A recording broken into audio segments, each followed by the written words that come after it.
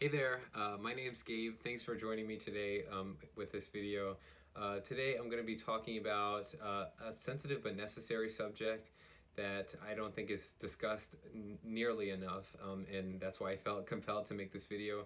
Something recently just came over me, and I feel like I needed to provide some information to people who are possibly finding themselves in the same predicament that I found myself in a couple years ago. So, and who may not know where to turn or may not have anyone who has this knowledge to give to them. So, yeah, I'm gonna today be talking about what to do once you find out that you have cancer. I think a lot of people assume that immediately after you're diagnosed, you automatically go into treatment, and it's just like a really quick process. But in my reality, and I'm sure is true for a lot of other people, there's a solid period of time where you are getting your affairs in order and you're starting to figure out how to restructure your life before you start the treatment. And I think there is a lot that needs to be done in that time that is not widely known. So I think that hopefully this video can help you start to at least consider these things and hopefully include them into your pre-treatment plan. So yeah, I have some notes here that I'm going to be looking at while I speak to the camera. So that's why I'll be looking to the left here. And yeah, let's get into the video. So my first point would be to assess your life and prepare to eliminate anything that is unnecessary. And I'm saying this just because that our lives are complicated and we have a lot of different things going on that require a lot of attention to those certain parts, and they just demand a lot of energy. And I would recommend that you put all of your energy, or at least the vast majority of your energy, into fighting this battle and navigating this journey that you're about to embark on, because it is a lot. And I think a lot of people underestimate the sheer amount of energy, emotionally, mentally, physically, that it's going to take. So I would just try to evaluate all of the things that are going on in your life and relieve yourself of everything that's not absolutely essential. In my own personal case, I was 22 when I was diagnosed with Ewing sarcoma in 2017, and I was in the middle of my last semester of college, and I was involved in a couple extracurriculars, and I just needed to unfortunately step back from all of that and just focus on graduating, which I did, fortunately, but I don't think I would have been able to do that if I didn't distance myself and give a full stop to all of the things that didn't involve either me in the treatment or me graduating. So yeah, I think that is absolutely necessary. We're just going to be pulled in too many different directions, and you're not going to be able to be present in the same capacity that you were before. You're just not going to have the energy and the mental bandwidth to entertain all of these things like you did before. So that's why I'm saying that, and I think it will be just conducive to a smooth treatment while you have the energy to devote into the treatment and everything that is involved in the treatment. My second point would be to allow your family and friends and coworkers and acquaintances, colleagues, whatever, allow these people to rally around you. I think one of the huge mistakes that I made when I was in treatment was isolating myself and keeping people in the dark about what was going on with me. Panic breeds when there is a lack of information. So I think when I did finally connect or reconnect with people in the middle of the treatment as it was still going on, they didn't know how to react. So they're asking me, like, am I going to be okay? And like, they're not sure if I'm going to beat this. Like, am I going to lose a limb? Am I, is it nothing? It's like they just don't know. So I would strongly suggest, as much as you're comfortable with, just letting everyone know exactly what is going on so that they don't have to freak out on the sidelines. You need a network to support you.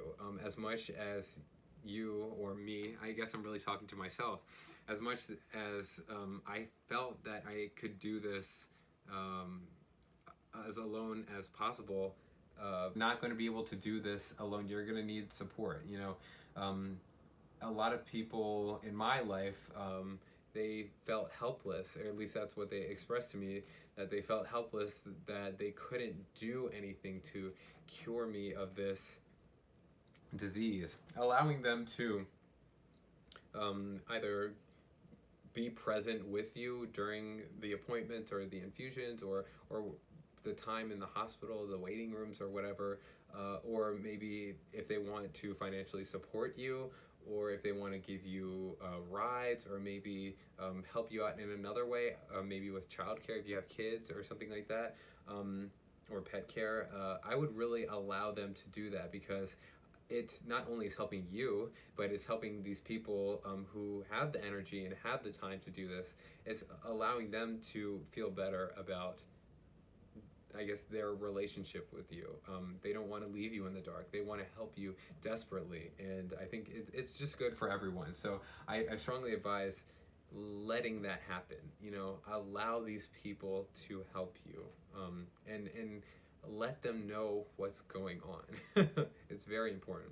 My third point would be to pick up a hobby. So this journey is going to be super long, and it's going to be a lot of periods of time when you're waiting in doctor's offices, or waiting for infusions, or waiting for the nurse to come while the pump is beeping, or waiting for like during your recovery, or just sitting at home and not doing anything. Like, I strongly suggest that you pick up a hobby that you can stop and start as many times as is necessary.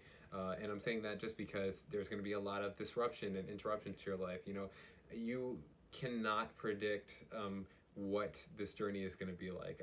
I think every cancer patient knows that. Like, going into the treatment, some of the things that happen are just not at all what you expect, and that can be good and that can be bad. But I would suggest getting a hobby because you can distract yourself.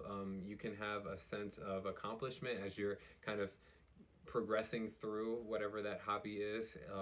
You can keep a part of you in the outside of this, I guess, if that makes sense. You can take yourself out of the treatment and out of your own body and focus it onto something else, which I think is really healthy, because you don't want to be just in your own head. It can start to really weigh on you and wear you down if you're always thinking about your treatment, always thinking about your body, always thinking about the recovery and that whole process.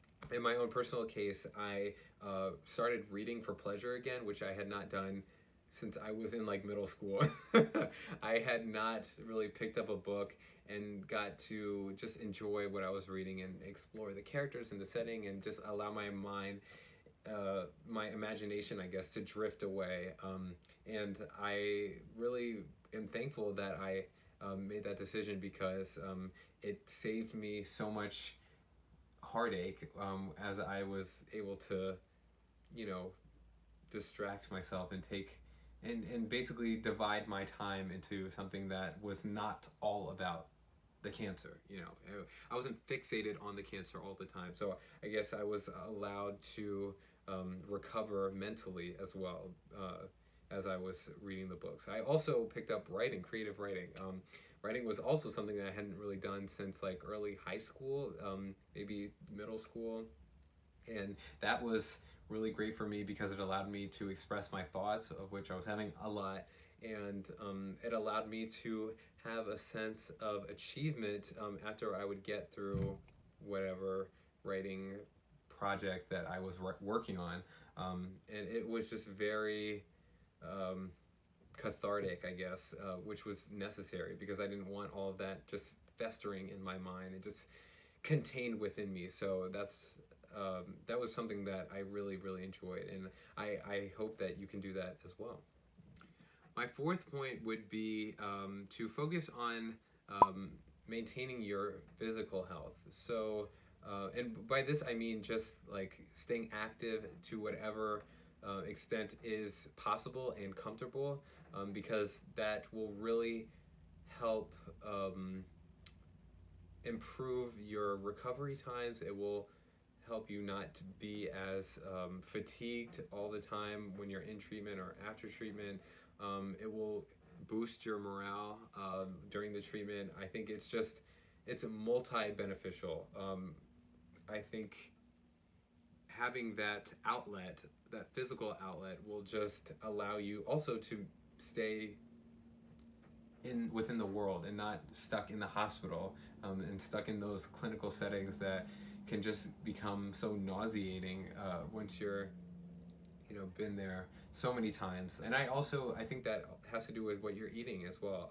I know a lot of doctors, at least a lot of my doctors, they didn't necessarily care about what I was eating. They weren't checking in to see that I was eating healthy. They were just making sure that I was eating in general, because obviously if you're nauseous all the time, you're not necessarily going to want to eat. But if you're taking the proper anti-nausea medications and you have somewhat of an appetite, I would strongly suggest that you pick foods that are good to your body, because that's also going to make you feel better during the treatment. It's going to allow you to recover better and have a better mood.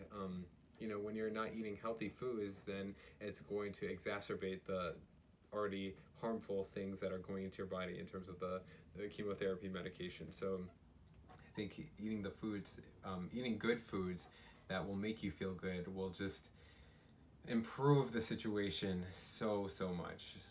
My fifth and final point would be to research and familiarize yourself with all the resources that are available to you. I cannot stress this enough. There are so many financial supports, mental supports, maybe in terms of transportation, or if you're in school, maybe there's academic supports that you could use to make this whole process easier. It's just like the friends and the extra parts of your life that are kind of taking away from you focusing on the treatment. I think that if you're not utilizing all of the support that you have, if you're not utilizing all the support that is available to you, you're doing yourself a disservice. One example of this for me personally was that I didn't think to ask, or I didn't feel comfortable asking about therapy, which I needed then, and I probably need now, to be honest with you. But there was an on-staff clinical psychologist for the unit that I was in, and I had no idea that this person even existed. So I'm going around in treatment and kind of being beat down mentally by all of these experiences, and I really am kind of searching for someone to vent to and to give me feedback on what I'm thinking. And I just didn't even think to ask that. And then I didn't realize that until after the process was over. And by that time, and I hate to say the damage was done, but for me, I think emotionally the damage was done, and I'm now going to have to, see another professional. I mean, which is normal. It's not like I have anything wrong with me. This was a traumatic experience, but having someone to treat you emotionally and support you psychologically and emotionally, I think is just as important as being able to have someone to treat your physical ailment. They're both very, very real afflictions. So knowing that is there and using it will be, again, multi-beneficial, not only just during the treatment, but for years afterwards, if you have that nipped in the bud and taken care of during the time. So, in conclusion, I would, as I've said, I would recommend all of these suggestions that I presented, not just because I presented them, obviously, but because they're going to help you in ways that I can't even fully express in this one video. I sincerely wish you the best of luck in this journey.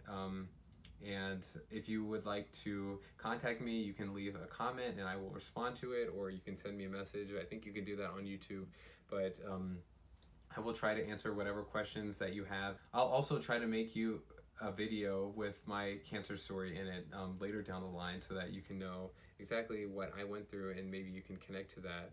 And I hope for the best, and I hope to hear from you soon if you like this video, and I hope to see you again in the next video.